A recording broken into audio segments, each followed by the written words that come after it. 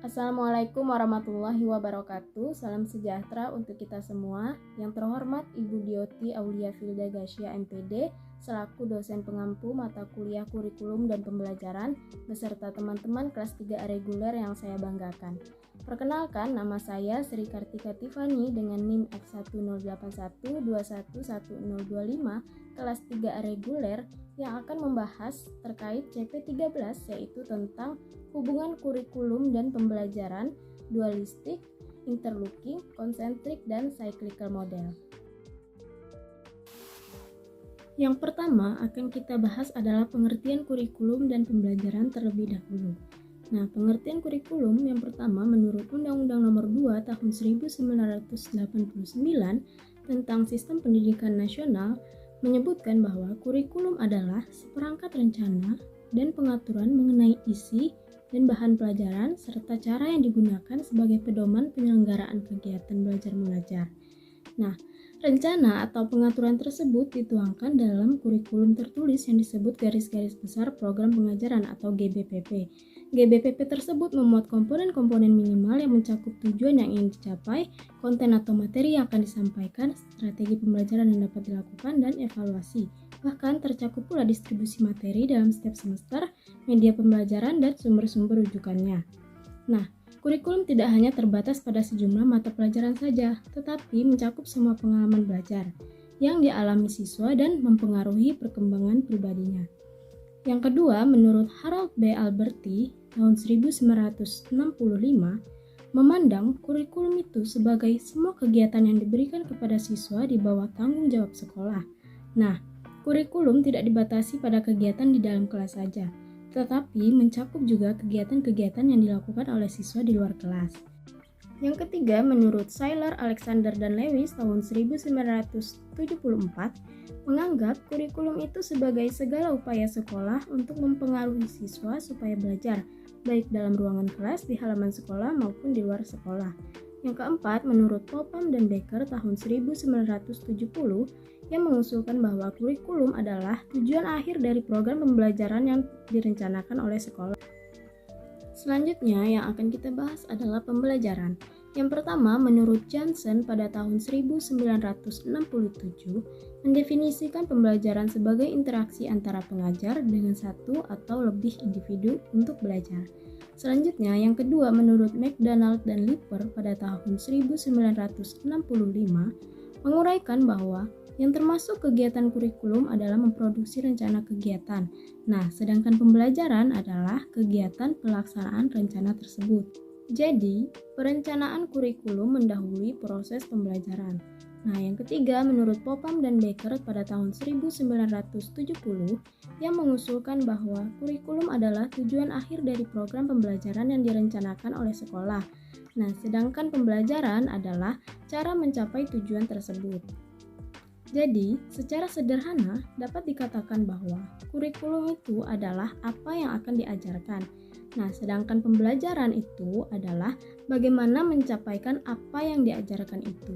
Dengan perkataan lain, kurikulum itu adalah suatu program, rencana, dan isi pelajaran, sedangkan pembelajaran dapat dicirikan sebagai metode, tindakan belajar mengajar, dan presentasi. Selanjutnya yaitu hubungan kurikulum dan pembelajaran dualistik, interlocking, konsentrik, dan cyclical model. Nah, yang pertama yaitu dualistik model atau model dualistik. Bisa dilihat pada gambar antara kurikulum dan pembelajaran itu terpisah. Nah, pada model dualistik ini, implementasi proses belajar mengajar yang dikendalikan oleh guru tidak dikaitkan dengan perencanaan program kurikulum, walaupun mungkin sebenarnya itu berkaitan. Pembuat kurikulum mengabaikan para pengajar, demikian juga para pengajar mengabaikan program kurikulum. Nah, pada model ini, kurikulum dan proses pembelajaran mungkin saling berubah tanpa saling mempengaruhi satu sama lain secara signifikan. Selain itu, dalam model ini terdapat beberapa kelebihan maupun kekurangan. Kelebihannya adalah dengan adanya pemisahan pada model dualistik ini, kurikulum dan pembelajaran bisa lebih bebas dikembangkan sesuai dengan kebutuhan di lapangan. Lalu, pembelajaran itu tidak kaku karena bisa digerakkan tanpa harus mengacu pada kurikulum. Nah, sedangkan kekurangannya adalah pada model ini terdapat pemisahan kurikulum dan pembelajaran. Dengan seperti itu, tentu tidak akan ada kesamaan dan keseiringan jalan kurikulum dan pembelajaran, sehingga tentunya program pembelajaran dan prakteknya itu akan berbeda. Yang kedua adalah interlocking model atau model berkaitan. Nah, terlihat pada gambar A yaitu antara kurikulum dan pembelajaran itu saling berkaitan, dan gambar B yaitu pembelajaran dan kurikulum saling berkaitan. Nah, di dalam model ini, kurikulum dan pembelajaran memiliki posisi yang sama. Keduanya itu saling mempengaruhi, pemisahan dari keduanya ini dianggap akan membahayakan. Nah, keberhasilan pembelajaran dianggap dipengaruhi oleh perencanaan kurikulum yang baik. Sebaliknya, perencanaan kurikulum yang baik harus mempertimbangkan pembelajarannya. Kelebihan yang ada di dalam model ini adalah, dalam model ini mengaitkan kurikulum dan pembelajaran, melihat antara keduanya itu tidak bisa dipisahkan. Nah, hal tersebut tentu membuat proses pendidikan menjadi sejalan, di mana program dan praktek pembelajaran menjadi saling terhubung dan mempengaruhi.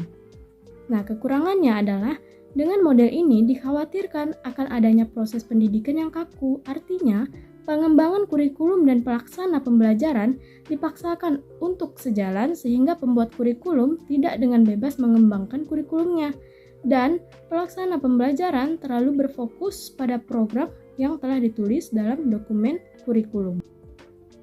Yang ketiga, model konsentrik atau model konsentris. Nah, pada gambar tersebut, yang pertama, kurikulum itu lebih dominan dan pembelajaran sebagai subordinatnya. Yang kedua, pembelajaran lebih dominan dan kurikulum sebagai subordinatnya. Nah, salah satu dari keduanya ini merupakan subsistem dari yang lainnya. Pada model ini, banyak ahli berpendapat bahwa kurikulum itu lebih dominan dan pembelajaran sebagai subordinatnya. Sementara para ahli yang lain mengatakan bahwa pembelajaran lebih dominan dan kurikulum sebagai subordinatnya. Kelebihannya adalah dengan adanya lingkup besar dan kecil, dominan dan subordinat dari kurikulum dan pembelajaran ini memberikan batasan lingkup kajian masing-masing. Nah, terlepas dari kurikulum atau pembelajaran yang menjadi dominan, tetapi keduanya akan bergerak sesuai dengan wilayah cakupannya masing-masing. Nah, kekurangannya adalah model ini akhirnya mengakibatkan adanya perbedaan pendapat dari para ahli yang memandang manakah yang lebih dominan antara kurikulum dan pembelajaran. Nah, dari perbedaan pendapat itu akhirnya mengakibatkan adanya perbedaan pandangan, di mana sebagian ahli memandang kurikulum lebih dominan, sementara para ahli lain memandang pembelajaran itu lebih dominan. Yang keempat, cyclical model atau model siklus. Nah, pada gambar antara kurikulum dan pembelajaran terpisah, tetapi terdapat umpan baliknya.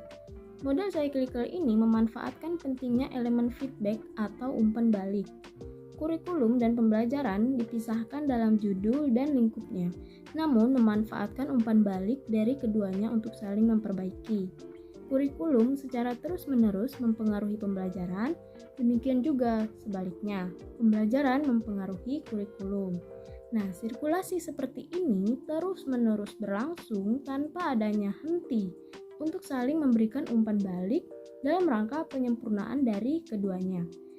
Adapun kelebihannya adalah dengan adanya umpan balik ini antara keduanya, kurikulum dan pembelajaran saling memberikan masukan dan melengkapi satu sama lainnya. Nah, jika kurikulum ada kekurangan, akan terkoreksi itu pada saat pelaksanaan pembelajaran sehingga kurikulum mudah untuk diperbaiki. Demikian pula sebaliknya.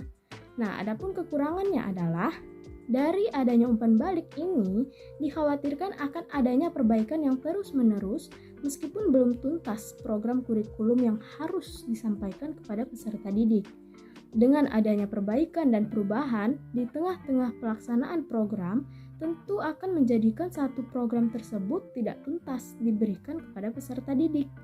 Oleh karenanya, sulit untuk mengevaluasi keberhasilan program yang diberikan. Baiklah, cukup sekian presentasi dari saya.